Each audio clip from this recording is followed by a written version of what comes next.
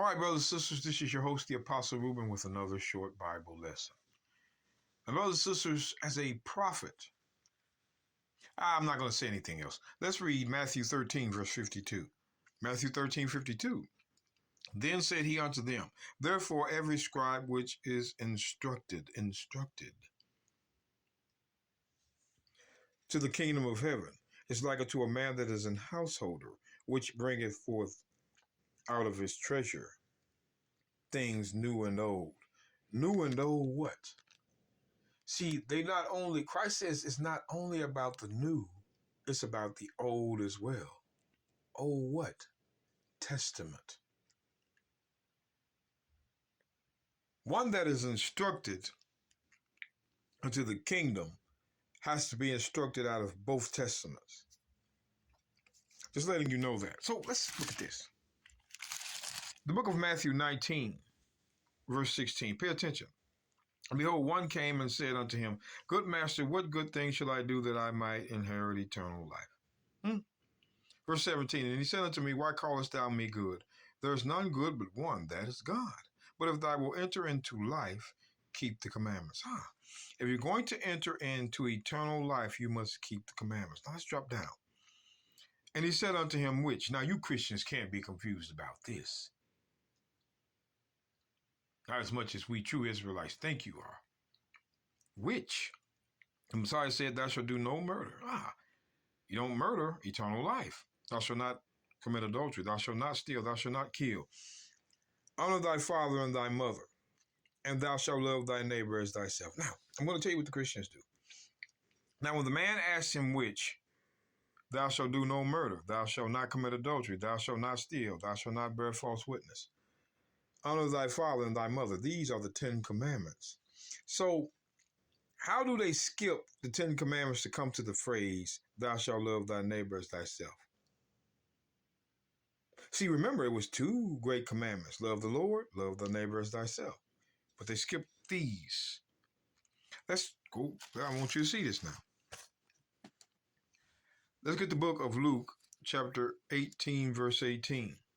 And a certain ruler asked him, saying, good master, what shall I do to inherit eternal life? This is the second witness.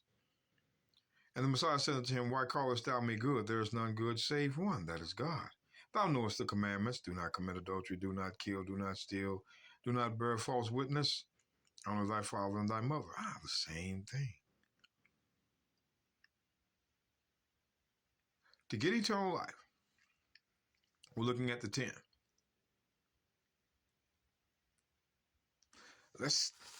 But this is different here. Witness by witness, brothers and sisters, all we're going to do is read.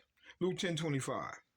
And behold, a certain lawyer stood up and tempted him, saying, Master, what shall I do to inherit eternal life? This is the third witness. Now, I can't tell you whether or not this was 3 different guys, but I know it was at least 2 different ones. Whether it was copied from apostle to apostle, here are 3 witnesses.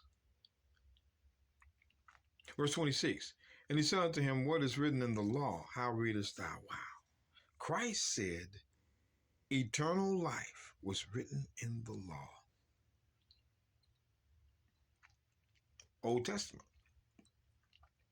So, let's go to the book of Ezekiel, chapter 33, verse 14. And again, when I say unto the wicked, thou shalt surely die, if he turn from his sin and do that which is lawful and right. If the wicked restore the pledge, give again what he has robbed, walk in the statutes of life. Do you know what that is? The commandments of life. The Bible in the Old Testament been telling you, you keep the commandments, you get eternal life.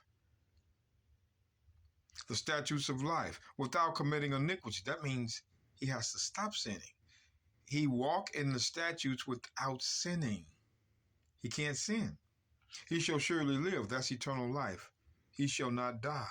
And we know that's the second death. But let's go back. See, we're in the law looking at eternal life. So let's look at this. The book of Proverbs 14:27. The fear of the Lord is a fountain of life, to depart from the snares of death. You see that? The fear of the Lord, it's the fountain of life. What comes out of a fountain? Living waters. So the commandments are the living waters. Let's do another one. Let's not play the game.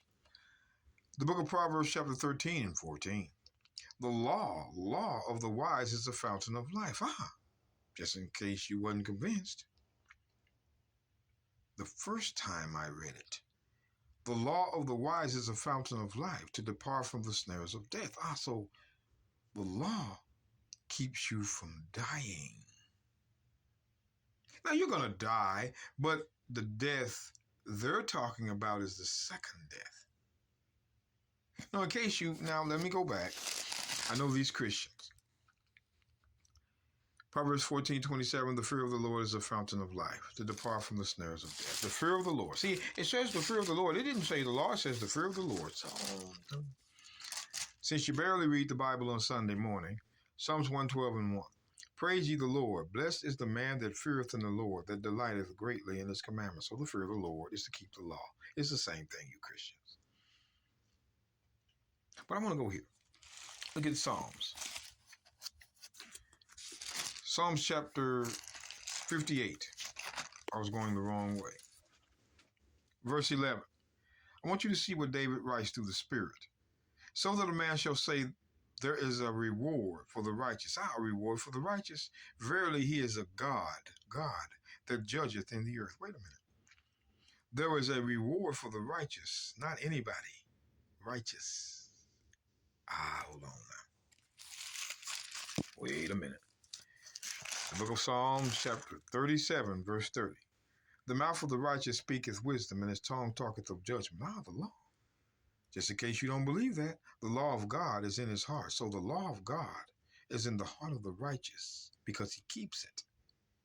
So again, let's go back to Psalms 58, verse 11. So that a man shall say, verily there is a reward for the righteous. The lawkeepers, the ones that have the law of God in their heart. Verily he is a God that judges in the earth. Now notice, this God is not with a little g, it's with a big G. That means something. Big G now. Huge. That God is eternal. Well, let's look at that. Let's get some more insight of that. The book of Zechariah. Here's a prophecy in Zechariah. Zechariah chapter 12, verse 8. And in that day shall the Lord defend the inhabitants of Jerusalem. And he that is feeble, he shall defend the inhabitants of Jerusalem, not all nations. He that is feeble among them at that day shall be as David, and the house of David, which is Israel, shall be as God, as an angel of the Lord before him. So the house of David shall be as God, as an angel. So an angel was God. That's why Christ again says, why do you think Christ says this? In Luke 20, verse 36, pay attention. Neither do they die anymore, for they are equal to the angels, and are the children of God, being the children of the resurrection. So when we're resurrected, we're going to be equal unto the angels, whom Zechariah 12 and 8 call God. We're going to be like our master in heaven, with all power, mighty, not swinging arms in heaven in the sunlight. And see, this death, remember now, brothers and sisters, Revelation 2, verse 11. He that hath an ear, let him hear what the Spirit saith unto the churches. He that overcometh shall not be hurt of the second death. What does it mean that he that overcometh shall not be hurt of the second death? How do you overcome? Let's get the book of Romans, chapter 12, verse 21. Paul says, be not overcome with evil, which is sin, but overcome evil with good, which is the law. See, brothers and sisters, we have to overcome sin. That's why Ezekiel 33:15 says, keep the statutes of life without committing iniquity. You have to overcome by keeping the law. How are you going to sin and call yourself an overcomer? But that's the Christian theology.